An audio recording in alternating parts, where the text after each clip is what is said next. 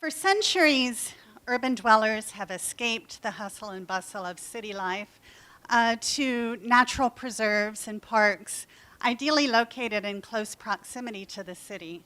Also, these would be sited on prominent knolls and with possibly a folly or a tower at the summit, so that the folly would both beckon residents from many vantage points throughout the city to climb to the top and then reward them once they'd exerted the hike to the top with this panoramic view of the city below.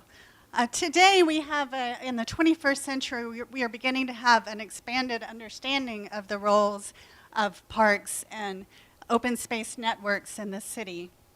And that if we plan and design and manage these systems, we can maximize the ecosystem services that they offer us. Asheville has made tremendous progress in recent years in managing its greenway systems and riparian corridors. Expanding upon the role of the park as a place for rejuvenation and recreation, and realizing myriad ecosystem services. Not only are these systems far more beautiful, but surprisingly they are much more cost effective than conventional gray infrastructure systems alone. But in this talk, I want to invite you to lift your gaze from the riparian, from the river, and remember that we live in the land of the sky. And not only do we have beautiful rivers and streams, but our city is also embraced by ridges and mountains. And the vision is not only to have a network of greenways along the river, but to have these also connect with our ridges.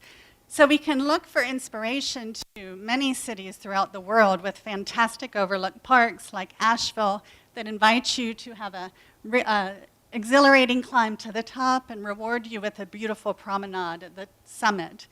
New Yorkers have both their Belvedere Tower and residents of even sprawling, glitzy, glamorous Los Angeles have their Griffith Park, located on a summit, a forested summit close to the city center, where you can climb to the top, and once at the top, not only do you get the view of the city, but you can look from the observatory to the heavens and the skies. At one point, there was a cafe at the end of the world, at the summit of Griffith Park. It's no longer there, but you can still pick up a sandwich at the Trailhead Cafe at the base, and even a piece of pie to take for your pie in the sky.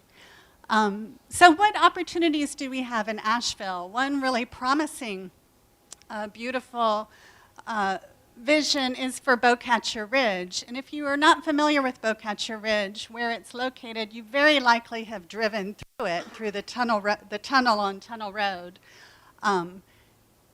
Planner John Nolan in 1920, in his city plan for Asheville, recommended that the city preserve Beaucatcher Ridge as a gracious mountainside park for all residents of the city to enjoy. And you can see his proposed Beaucatcher Ridge shown in green on this map. Unfortunately, the city, or the country, plunged into a deep recession shortly after he presented this plan, and the plan was shelved. But the city did, in the 1930s, move ahead with a vision to create a massive reservoir at the summit of Beaucatcher Ridge on White Fawn. This served as a safe, clean source of drinking water that allowed the city to expand, but it was a vision for the North Fork Reservoir, and the city acquired this property. The massive void of the reservoir didn't stay empty for long, however. City departments gradually began using it pragmatically as a landfill, filling it with fragments of the city's past, inert debris, construction debris from city streets, including bricks and granite curbing. Many groups over past decades have lobbied to revive Nolan's plan, including Asheville Greenworks, that's working very hard towards these efforts now, and the Trust for Public Land has supported the work. Currently, Beaucatcher Greenway is under development now.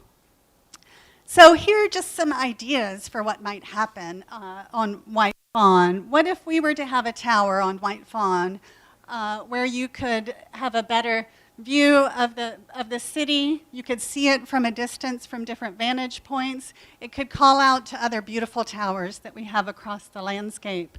What if we were to excavate some of this beautiful granite curbing that was tossed away as a landfill and repurpose it for massive steps or terraces for people to sit on, for an informal amphitheater to take in the view? And what if we were to expose as an archaeological relic part of those massive rampart walls of the reservoir so that you could simultaneously take in the beautiful view of the city and also look into the glimpse its past lives, while also kind of gracefully tying in with the Greenway network.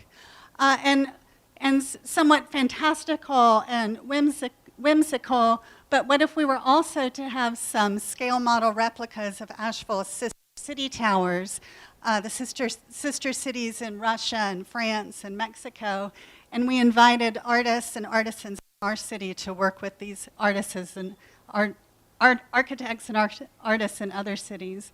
But what I want to leave you with is here are some views of the two cell towers that currently are on the knoll of White Fawn.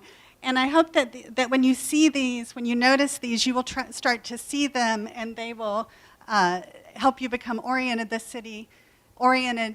in the larger landscape that we are all a part of, and continue the conversation.